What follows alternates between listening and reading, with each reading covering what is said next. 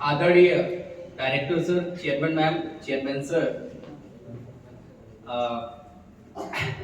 सबसे पहले और मेरे जो शिक्षक बंधु हैं सभी को सबसे पहले मैं 73वें गणतंत्र दिवस की हार्दिक बधाइयां देता हूं।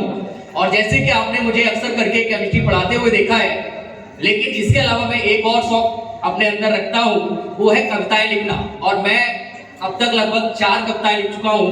और उनमें से जैसे कि मुझे वाइस प्रिंसिपल मैम ने एक आदेश दिया था, तो मैंने एक कविता लिखी है मेरे देश के लिए। और ये देश के लिए नहीं है, एक वो बच्चा है जिसने जन्म लिया है और शादी भी होती है, माँ बाप जो है बड़ी बड़ी आशाएं उससे रखते हैं, और एक दिन वो तिरंगे में लिपट करके घर पे पहुंचता है, तो क्या कंडीशन होती है उसके घर की। तो इन चीजों को पूरा मैंने उसके जन्म से लेकर के मृत्यु तक उसको लिखा है। तो मैंने लिखा है, अमावस्या की रात थी और चारों तरफ अंधियारा था। अमावस्या की रात थी और चारों तरफ अंधियारा था। हुआ था जन्म मेरा तो घर में सूरज सा उजियारा था। 5 बहनों के बीच मैं इकलौता राज दुलारा था। बहनों ने प्रेम सिखाया और माँ ने हर बला से बचाया था। माँ ने और हर बला से बचाया था। देशभक्ति और सम्मान का पाठ, देशभक्ति और सम्मान का पाठ मेरे गुरुओं ने मुझे पढ़ाया था। मेहनत और मजदूरी कर पिता ने बुढ़ापे का वृक्ष लगाया था। मेहनत और मजदूरी कर पिता ने बुढ़ापे का वृक्ष लगाया था। जिस दिन मैंने पहनी वर्दी पूरे गांव ने उत्सव मनाया था। देखकर मेरे लिए लड़की पिता ने जल्दी ही मेरा घर बसवाया था। देखकर लड़की मेरे लिए पिता ने जल्दी ही घर बसवाया था। शादी के अगले दिन ही भारत माँ ने मुझे बुलाया था।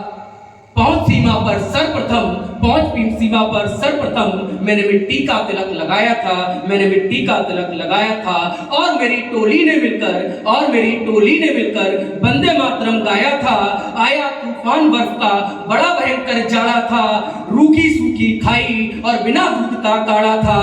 जब आंख दिखाई दुश्मन ने तो मैंने भी कहा माना था। जब आँच आई मेरे भारत पर तो हमने भी साधा निशाना था। जब आँच आई मेरे भारत पर तो हमने भी साधा निशाना था। दौड़ा कर दुश्मन को हमने भी खूब ललकारा था। लेकिन उसी पहर मेरे ऊपर महाकाल का साया था। खाई नहीं गोली पीठ पर सीना 56 इंच दिखाया था। जब खत्म हुआ युद्ध मेरे सबको खून से लथपथ पाया था। मेरे फौजी यारों ने तिरंगे में लपेट मुझे उठाया था। मिला मुझे शहीद का दर्जा गांव मुझे भिजवाया था। देखकर फट गई छाती पिता की।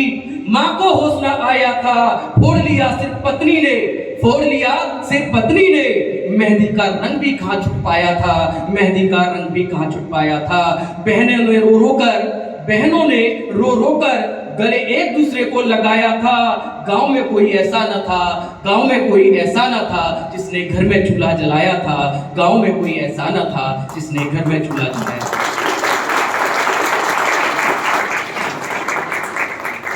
देखिए, अब जब मुझे मौका मिला है तो मैंने जो एक और अपनी पोएम लिखी थी उसको सुनाई देता हूँ। और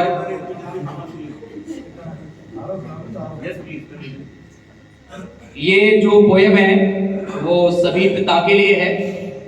और ये मैंने एक बेटी की जो मन की आवाज़ थी उसके लिए लिखा था।